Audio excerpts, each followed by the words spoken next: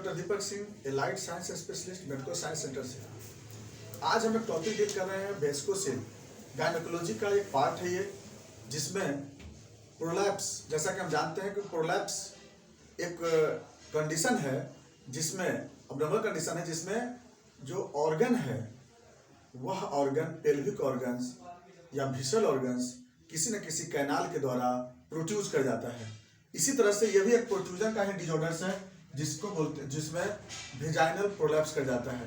हम जानते हैं कि वेजाइना एक जेनिटल ऑर्गन्स का एक पार्ट है और ये जब ये प्रोलैप्स करता है, ये भी प्रोलैप्स करता है। इसमें दो तरह का प्रोलैप्स होते हैं, उसको हम लोग बोलते हैं anterior vaginal prolapse, posterior vaginal prolapse. अभी क्या है पूरी बातों को ध्यान देते हैं पहले। जैसा कि हम जानते हैं कि ये लेटरल फिगर हम बना रहे हैं, ये पोस्टीरियर पार्ट हो गया और यहाँ पे रेक्टम हो गया, ये लार्ज इंटेस्टाइन का पार्ट हो गया रेक्टम, और यहाँ के बाद यहाँ पे हो गया पेरिनियम, ये हो गया इधर पॉच ऑफ डोगलस इधर में है, और ये हो गया वेजाइनल कैनाल। अब वेजाइनल कैनाल यहाँ पर ऐसे आगे की तरफ यूट्रस होता है, ये यूट्रस भी प्रोलैप्स होता है। उसके बाद यहाँ पे हो गया यूरिनरी ब्लैडर, ये हो गया यूरिनरी ब्लैडर। चलिए, तो अब जो बात यहाँ पे आ रही है कि चलिए फिर इसके बाद ये हो गया अगला पार्ट हो गया इंटीरियर पार्ट हो गई।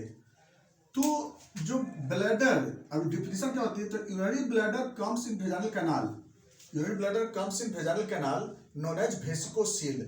इसको बोलते हैं इंटीरियर वेजाइनल प्रोलैप्स। यानी कि ये जो वेजाइना होता है, इसका जो इंटीरियर पार्ट होता है, ये क्या होता है, इसमें इंसर्ट कर जाता है, इसमें चला आता है। ठीक है, ये वेजाइनल वाल इसमें चला आता है, इसको बोलते हैं लोग वेजाइनल प्रोलैप्स। अगर पोस्टीरियर पार्ट आ जाता है तो उसको बोलते हैं लोग पोस्टीरियर वेजाइनल प्रोलैप्स, और जो कि इसको रेक्टोसील बोलते हैं। तो वेस्कोसील में क्या होता है कि इंटीरियर वेजाइनल प्रोलैप्स होती है और रेक्टोसील में पोस्टीरियर वेजाइनल प्रोलैप्स होती है। तो वेजाइनल प्रोलैप्स दो तरह का होता है, एंटीरियर प्रोलैप्स, पोस्टीरियर प्रोलैप्स। तो एंटीरियर प्रोलैप्स जो होती है उसको वेस्कोसील और पोस्टीरियर प्रोलैप्स को रेक्टोसील। और गौर से देखना है यहाँ पे जो वेजाइनल वाल जो होती है, इस वेजाइनल वाल का जो हम कटिंग सेक्शन अगर करेंगे तो इंटरनल में होती है, सबसे इंटरनल पार्ट हो गया जिसको म्यूकस एपिथेलियल लाइनिंग बोलते हैं, म्यूकस एपिथेलियल लाइनिंग। ठीक है, ये हो गया म्यूकस एपिथेलियल लाइनिंग होती है।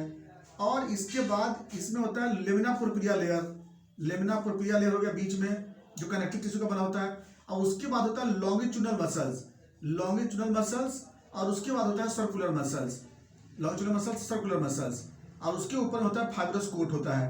यानी देखिए ऐसा जो होता है वो दूसरी जगह ऐसा नहीं होता है, दूसरी जगह होता है बाहर में जैसे फाइब्रस कोट है तो लॉन्गिट्यूडनल मसल्स होता है, अंदर में सर्कुलर मसल्स होती है। लेकिन वेजाइना में उल्टा होता है। वेजाइना में क्या होती है, जैसे वेजाइनल वाल हो गया, फिर से चलिए लेमिना प्रोप्रिया लेयर हो गया, लेमिना प्रोप्रिया लेयर, और अंदर की तरफ यहाँ हो गई यहाँ पे लॉन्गिट्यूडनल मसल्स है ना, और उसके बाद सर्कुलर मसल्स, और सर्कुलर मसल्स के फिर बाहर हो गई क्या सा, बाहर हो गया फिर फाइब्रस कोट हो गई। यानी कैनाल में ऐसा होती है, यानी कि वाल का जो स्ट्रक्चर होती है वो वाल में क्या होती है, तो यहाँ पर भी लोग ध्यान देंगे अगर ना, तो अगर बाहर की तरफ यहाँ ध्यान देंगे अगर, तो अंदर में हो गया म्यूकस लेयर, अंदर में उसके बाद हो गया longitudinal lamina propria, longitudinal muscles, circular muscles, और फाइब्रस कोट, और उसका ये ब्लैडर आ गया, ब्लैडर। पोस्टीरियर में भी अगर आ जाएंगे तो ऐसा ही आता है, mucus epithelium, lamina propria, longitudinal muscles, circular muscles, और उसके बाद फाइब्रस कोट हो गए, और फिर उसका पॉच ऑफ डोगलस हो गया, इधर रेक्टम हो गया। तो यानी कि बात जो आ गई यहाँ पे, तो यानी कि यही जो वाल होता है, ये वाल किसी कारण से क्या होता है, वीक हो जाता है।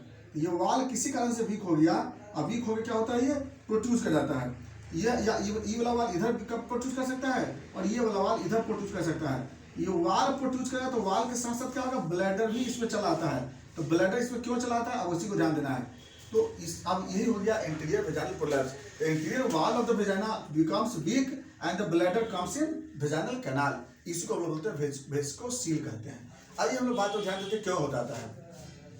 तो मसल्स वीक होने का कारण क्या है, सबसे पहला तो ओल्ड एज है, मेनोपॉज, मल्टीपेरस फीमेल है, अगर वो फीमेल अगर मल्टीपेरस हो तो उसका कंडीशन हो सकता है, ओल्ड एज हो सकता है उस, या मेनोपॉज कंडीशन आ सकता है, या फिर अगर कोई ऑपरेशन बार बार कोई सर्जरी का कंडीशन हुआ हो, वेजाइनल सर्जरी हुआ हो सपोज दैट, या फिर बर्थोलिन सिस्ट है, बर्थोलिन में गले में इन्फ्लामेशन है, इस कंडीशन में भी हो सकती है पेशेंट के साथ। इसके बाद फिर बार बार डीएनसी किया गया हो, डीएनई किया गया हो, अगला ऑब्स्ट्रक्ट लेबर हो, फोर्सेप डिलीवरी का केस है, वो सब केस में क्या होता है कि वाल कमजोर होते जाता है ना, वो सब केस में क्या होता है ना, सब में क्या होती है वाल वीक हो जाता है। इसके बाद हिस्टेक्टोमी हुआ है, हिस्टेरेटोमी से भी मसल्स वीक हो जाती है ना। तो ये सब कंडीशन जो होती है, या फिर हैवी वेट लिफ्टर हो, है ना, क्रोनिक कफ है, पेल्विक मास है कहीं पे, वो उसका प्रेशर हो रही है, तो बार बार इस तरह से होने से क्या होता है कि मसल्स वीक होती है। या किसी को यूट्रस प्रोलैप्स है, प्रोसीडेंसिया का केस है ना, जो कंप्लीट प्रोलैप्स होती है उसको प्रोसीडेंसिया बोलते हैं। तो कोई भी कंडीशन बोल रहा है कि जैसे कि किसी भी वजह से यहाँ पर, अच्छा ओबेसिटी भी एक फैक्टर हो सकता है ना, वो भी इसको क्या हो सकता है, कंप्रेस कर सकता है। तो किसी कारण से वाल वीक हो जाना, तो वाल इतना आसानी से वीक नहीं होता है। तो जितने भी फैक्टर होता है, सर्जिकल प्रोसीजर होता है, इन्फेक्शन प्रोसीजर होता है, इस सारे केस में जो होता है वाल कमजोर रहता है, चाहे वो इन्फ्लामेशन की बात हो जाती है। चलिए ये तो हो गया वेस्कोसिल का इटियोलॉजी। इतना समझ में आ गया कि कोई भी कारण से जो वाल कमजोर हो जाएगी, तो वाल कमजोर होने के कारण ब्लैडर जो होती है इसमें चला आता है। सिम्टम, सिम्टम क्या होगा? सबसे पहले तो ब्लैडर जब इसमें डिस्प्लेस कर गया तब दिक्कत क्या होगी? ब्लैडर डिस्प्लेस होने से क्या होगी? यूरेथ्रा इसका क्या हो जाएगी? अबनॉर्मल हो जाएगी। और यूरेथ्रा में अबनॉर्मलिटी दो बातों से हो सकती है, या तो ऑब्स्ट्रक्शन हो सकती है या इनकंटिन्यूअस हो सकता है। या तो यूरिन जो होता है वो पास नहीं होगी, या यूरिन जो होता है ड्रॉप बाय ड्रॉप पास करेगी। दोनों कंडीशन आ सकता है इस केस में।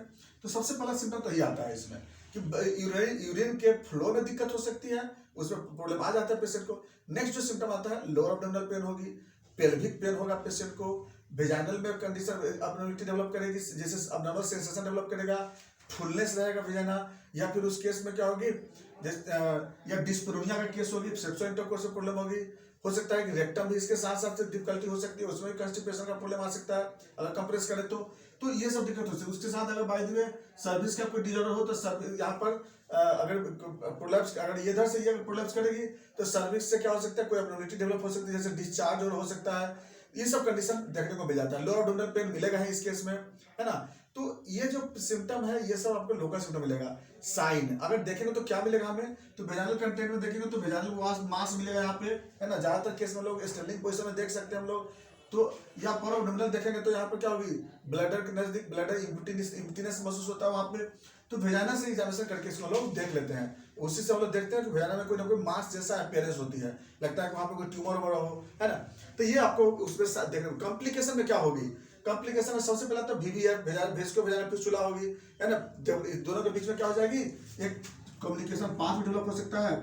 और दूसरा चीज क्या हो सकता है, इन्फेक्शन हो सकता है, पेल्विक इन्फ्लामेटरी डिजीज हो सकती है ना, सर्विसाइटिस डेवलप कर सकता है। ये सब कंडीशन हो सकता है। या फिर बर्थोलिन ग्लैंड में भी प्रॉब्लम आ सकता है, क्योंकि ये अबनॉर्मल मास आ गया इसमें, है ना, ये प्रोड्यूस कर गया।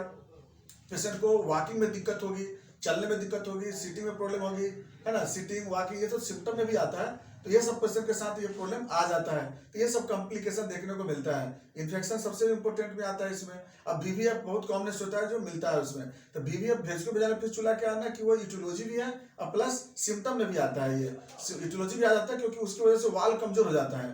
तो वेस्को वेजाइनल फिस्टुला जो होती है वो सिम्टम में भी आता है और इटियोलॉजी में भी आता है, कॉम्प्लिकेशन में भी आता है। तो अब क्या बात आ रही, अगला आता है क्या बात, डिफरेंशियल डायग्नोसिस। इसका DD क्या हो सकता है? तो पहला DD हो गया Bartholin tumour, Bartholin cyst, cervical tumour, cervical cancer, है ना। ये सब जो होता है इसका, या यूट्राइन फाइब्रॉइड, ये सब इसका होता है। फिर डिफरेंशियल डायग्नोसिस, मतलब इसके जैसा उसमें सिम्टम आ सकता है। या दूसरा रेक्टोसिल भी आ सकता है, नेक्स्ट वीडियो में बताएंगे आपको रेक्टोसिल के बारे में, है ना। ये सब क्या हो सकता है, डिफरेंशियल डायग्नोसिस आ सकता है। अब जो बात आती है इन्वेस्टिगेशन की, कैसे पता लगाएंगे, तो इसके लिए क्या होता है कि लोअर एब्डोमेन का अल्ट्रासोनोग्राफी कराएंगे, इससे जो होता है वो पता चल सकता है, लेकिन बहुत ज्यादा पता नहीं चलता, प्रोबेबल है।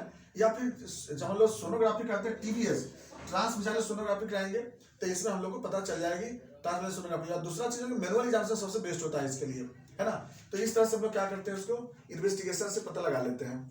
नेक्स्ट आते हैं फिर हम लोग मैनेजमेंट, क्या करेंगे मैनेजमेंट इसमें हम लोग। इसके लिए मैनेजमेंट के चूंकि यह प्रेशर की वजह से हुई है, तो सबसे पहले अकॉर्डिंग टू इटियोलॉजी, जैसा इटियोलॉजी होगा उसके अनुसार मैनेजमेंट करते हैं। अगर सपोज दैट, लेकिन सबसे पहले जैसे पेशेंट को इतना तो एडवाइस दे सकते हैं कि जब भी सोएंगे तो पैर को ऊपर करके 45 डिग्री कम से कम पैर ऊपर होना चाहिए सोते वक्त, क्योंकि 45 डिग्री ऊपर अगर सोते वक्त पैर रखेंगे तो उसकी वजह से क्या होगा, ग्रेविटेशनल फोर्स कम लगेगी और इसकी वजह से ऐसा प्रॉब्लम नहीं देखने को मिलेगी। तो इस तरह से होगी। दूसरा चीज हो गई कि जो पेशेंट को अगर एक डिजॉर्डर आता है पेशेंट में कि वह पेशाब होल्डिंग करने का वह हैबिट होती है, तो पेशाब होल्डिंग करने का हैबिट को उसको छुड़ाना होगा, उसको अवॉइड करेंगे, बोलते हैं कि हैबिट नहीं करना है, यदि पेशाब को रोकना नहीं है, ये सब पेशेंट को हम लोग बोलते हैं। दूसरा है कि कोई भी इन्फेक्शन हो तो इन्फेक्शन का ट्रीटमेंट करेंगे, कफ अगर पेशेंट को आ रही है तो खांसी का ट्रीटमेंट करेंगे, है ना। अगर खांसी अगर आ रही है मरीज को तो हम लोग उसका ट्रीटमेंट करते हैं। अब्डोमिनल कोई स्ट्रेन आ रही है तो उसके लिए हम लोग अवॉइड करते हैं कि हाँ किस तरह का जो हैवी वेट हो रहा है वो नहीं उठा पेशेंट को, है ना। उसका कोई वेजाइनल प्रोसीजर को हम लोग क्या करते हैं, अवॉइड करते हैं। ये भी हम लोग देख लेते हैं। तो इस तरह से क्या होती है कि जो जैसा इटियोलॉजिकल फैक्टर होती है उसके अनुसार हम लोग इसको ट्रीटमेंट करते हैं। तो ये आता है इसका मैनेजमेंट। अब ज्यादा सर्जिकल प्रोसीजर मैनेजमेंट क्या होती है इसमें, तो सर्जरी में क्या करते हैं इसमें लोग जो रिपेयर करते हैं, वेजाइना को क्या करते हैं, रिपेयर करते हैं। जो वाल उसका वीक हो चुके हैं उसको वाल को क्या करते हैं हम लोग या तो कट कर करके या फिर स्टिच करके करते हैं। तीसरी रिंग भी इसमें डाल करके उसको हम लोग ट्रीटमेंट कर सकते हैं। यही था मेरा वेस्कोसील। और नेक्स्ट वीडियो हम लोग फिर चलते हैं। अगर इसमें कोई क्वेश्चन हो तो आप जरूर कमेंट करेंगे, इसमें पूछेंगे, हम उसका जरूर जवाब देंगे उसमें। और बाकी बातें हम लोग नेक्स्ट वीडियो में चलेंगे। थैंक्स।